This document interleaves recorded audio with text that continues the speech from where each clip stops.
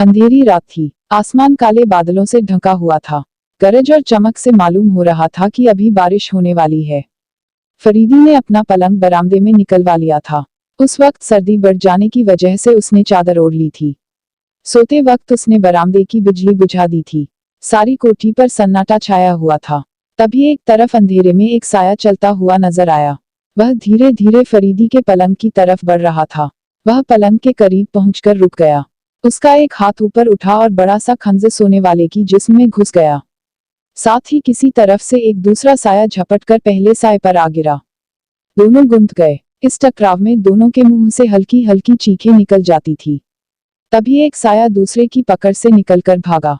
दूसरा साया उसका पीछा करने लगा और अंधेरे ने दोनों को अपने दामन में छुपा लिया। शोर सुनकर लोग जाग उठे। कमरों और बरामदों के बल्ब जला दिए गए। हमीद भी जाग उठा था। वह भागकर फरीदी के कमरे की तरफ आया। उसे मालूम था कि फरीदी बरामदे में ही सोया है। जैसे ही उसने टॉर्च जलाई उसके मुंह से चीख निकल गई। फरीदी ने माथे तक चादर ओढ़ रखी थी और उसके काले बाल तकिए पर बिखरे हुए थे और सीने पर एक खंजर जिसका सिर्फ हत्था नजर आ रहा था। हमीद बेतहाशा चीखने लगा, दौड़ो दौड़ो, कत्ल कत्ल। नींद से चौंके हुए लोग जो मामले को अच्छी तरह समझ न पाए थे उस बरामदे की तरफ दौड़े। इनमें से एक ने बरामदे का बल्ब जलाया। क्या हुआ? गजाला आगे बढ़कर बोली, अरे या क्या फरीदी साहब, उफ मेरे खुदा, यह क्या हुआ? अब्बा जान, अब्बा जान, उह शायद सो रहे हैं। किसी ने कहा, जाओ जाकर जगा दो। उफ मेरे खुदा, मैंने उन्हें क्यों रोक लिया था? गजाला सिसकियां लेकर रोने लगी। इस दौरान बारिश होने लगी थी और इतनी तेज हो रही थी कि कम पड़ी आवाज सुनाई नहीं दे रही थी।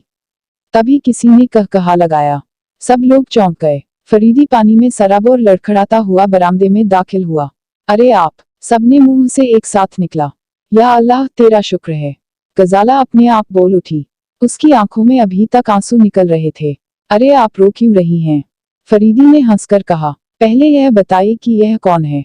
हमीद ने लाश की तरफ इशारा करके कहा, चादर उलट कर देखो। जैसे ही हमीद ने चादर उल्टी उसके मुंह से हैरत से चीख निकल गई।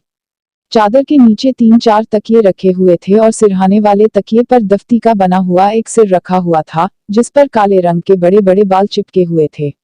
मुझे पहले ही से मालूम था कि आज रात को मुझ पर जरूर हमला होगा, इसलिए मैं यहाँ से चला जाना चाहता था। लेकिन गजाला खानम की जिद के आगे एक न चली और मजबूरन मुझे यह इंतजाम करना पड़ा। मुझे शर्मिंदगी है, गजाला ने कहा। यह की बिल्कुल जरूरत नहीं। अगर मैं आज चला गया होता तो मुझे जिंदगी भर अफसोस रहता।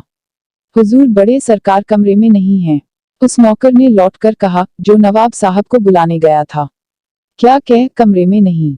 गजाला ने हैरत से पूछा। कौन? फरीदी ने पूछा। अब्बा जान, गजाला परेशान होकर बोली। ओह!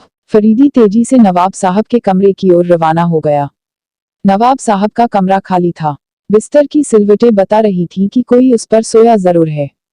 कोठी का कोना कोना छान डाला गया। जवाब साहब का कहीं पता न था। गजाला बुरी तरह परेशान थी। फरीदी सोच में डूबा हुआ था।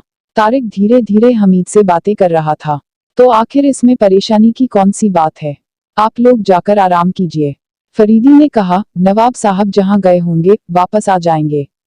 आखिर इस वक्त कहाँ गए होंगे? गजाला बेचैनी से बोली। हो सकता है रोजाना वे इस वक्त कहीं जाते हो। आप उनके पीछे पीछे तो घूमती नहीं है। फरीदी ने कहा, अरे यह आपके माथे से खून कैसा निकल रहा है? गजाला फरीदी की तरफ देखकर बोली, भाग दौड़ में कहीं चोट आ गई थी। फरीदी ने लापरवाही से कहा, मुझे अफसोस है कि वह कमबख्त बचकर निकल गया।